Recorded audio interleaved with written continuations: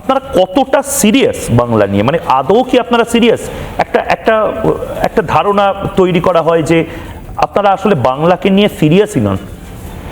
আমরা বাংলা নিয়ে সিরিয়াস না হলে বাংলায় বাংলাভাষী হিন্দু থাকবেই না। বাংলাভাষী হিন্দুর অস্তিত্বটাই আজকে বিপন্ন।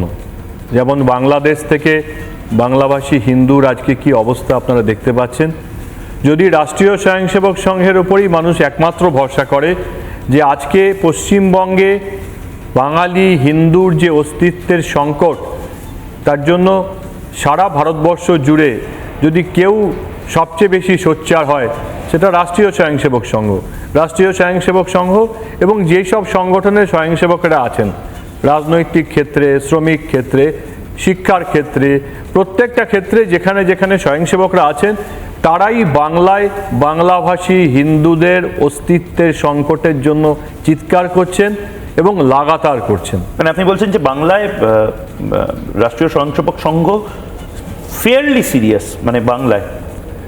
আমি আবারও বললাম যে রাষ্ট্রীয় স্বয়ংসেবক সংঘ, বিগত দিনের মানুষের অভিজ্ঞতা এটাই যে রাষ্ট্রীয় স্বয়ংসেবক সংঘ এবং যেসব সংগঠনের স্বয়ংসেবকরা আছেন তারাই বাংলায় বাংলাভাষী হিন্দুর অস্তিত্বের ব্যাপারে কথা বলছে।